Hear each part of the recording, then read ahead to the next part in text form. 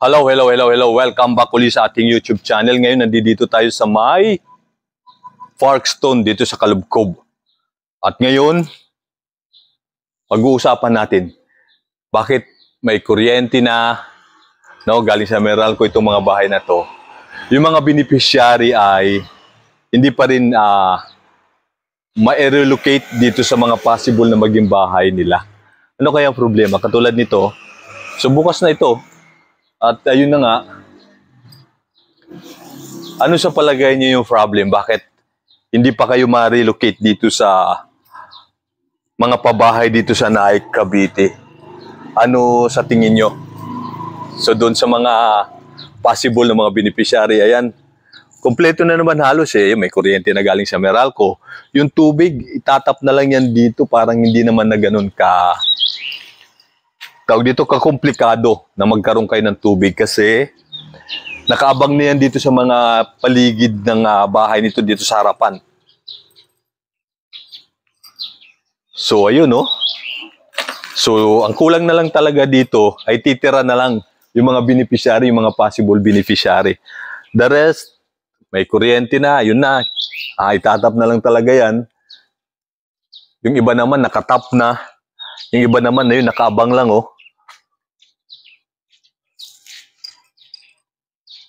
So, ayun yung tanong natin. Ang tagal-tagal nang may mga kuryente niyan na nakaabang sa bahay. Pero hanggang ngayon ay hindi pa rin sila nare-relocate dito.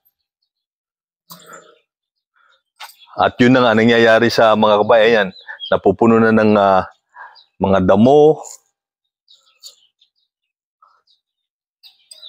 Ginagapangan na, yung gumagapang, umakyat na. So, sila na lang muna yung titira sa mga bahay na to dito sa Parkstone, dito sa Kalubkob. Pumapasok na sa mga kabahayan at so parang may tumubo na kakaiba dito sa sa may Parkstone na to. Para siyang pakwan ba to? Tingnan nyo. So, ayan, Ano sa tingin to? Parang pakwan na hindi lumaki. Tapos, kaso nga lang namula, Ang galing. So, ayun. Yung isa sa mga napapansin natin, ba't umikot? So, ayan. Nakikita nyo yung mga bahay. Ngayon, parang naging bukas na yung mga pinto ng bahay. O dati-rati mga sarado yan. Pero ngayon mga nabukas na, nabuksan na, at ayun na nga.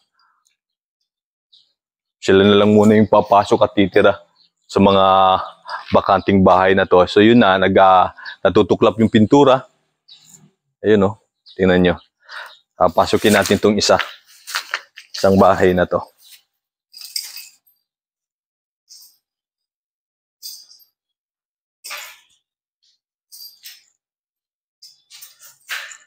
Yung pintura ng pinto, natutuklap na. At ayos, okay na naman, kompleto na. May faucet na, may na, at yun na nga, talagang yung titira na nga lang yung hinihintay nito dito. So, yun din lang.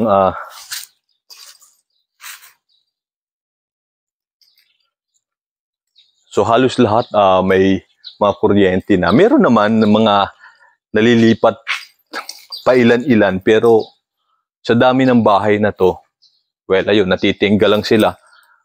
At hindi natin alam kung kailan kayo marirelocate dito nang sa ganun makapag-start na kayo, di ba? Yung magiging buhay nyo dito sa pabahay dito sa Naik, Cavite.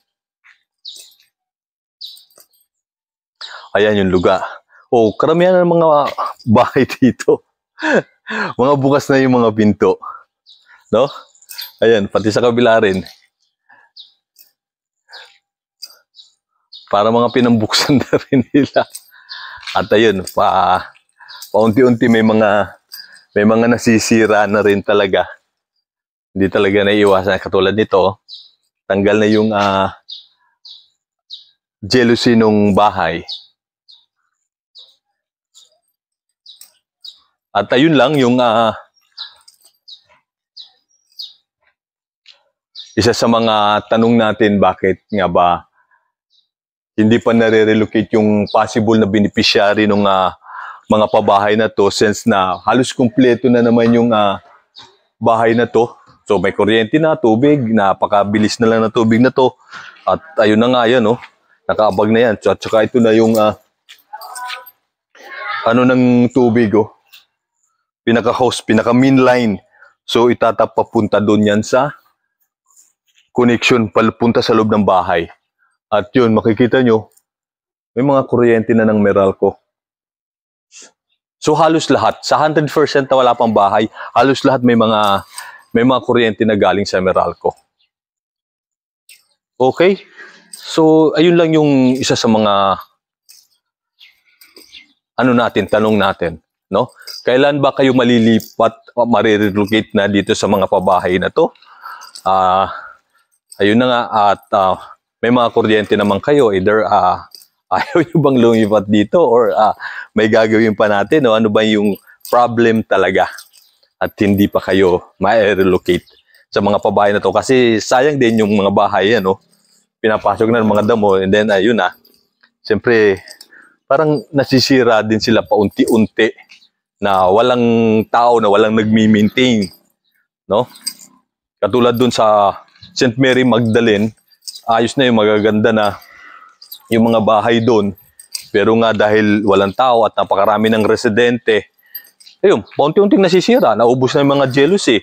Naubos na yung pinaglalagyan ng jealousy. Ayun na nangyayari.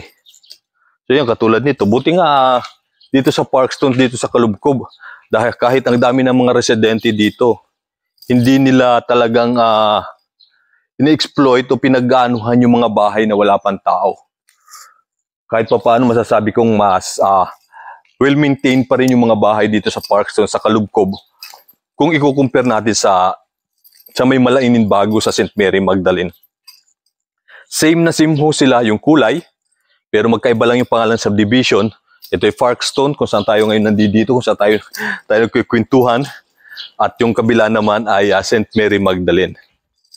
Ngayon lang, ang pinagkaiba, doon wala pang mga kuryente, wala pang kuryente na galing sa Meralco, katulad niyan. So dito, halos lahat. So sabihin natin sa 100%, mga 80% nung bahay, no, dito sa Parkstone, Kalubkob ay may mga kuryente na nagaling sa Meralco na nakaabang. So kulang na lang talaga yung mga beneficiary na malipat dito, marilocate so dito. So kaya ang tanong, kailan ba kayo marirelocate? Ano bang problema? Ano pang kailangan para matirhan na yung mga bahay na to? At nasa ganun, mas ma-maintain na yung bahay. Diba? Hindi na parang sabi nga pagka walang tao yung bahay, mas madaling nabubulok at nasisira. Well, totoo naman talaga. Kaya nakikita naman talaga din natin na ganun yung nangyayari sa mga bahay. Ayan, katulad niya, So, mula rito karamihan, may mga kuryente na galing sa Meralco, pero wala pa mga tao hanggang dun. At papunta pa yan dun sa kabila. So napakahaba pa niyan. So sana marilocate na yung talagang possible na beneficiary na bahay para sila na mag-maintain, maayos na at hindi na masira pa yung bahay, para hindi na magdoble-doble yung trabaho ng gobyerno at ang gastos ng gobyerno, ng NHA, no, para sa mga pabahay ng gobyerno. Okay, so yun lang. Go na tayo. Marami pong salamat sa inyo at thank you po ulit. Go na tayo.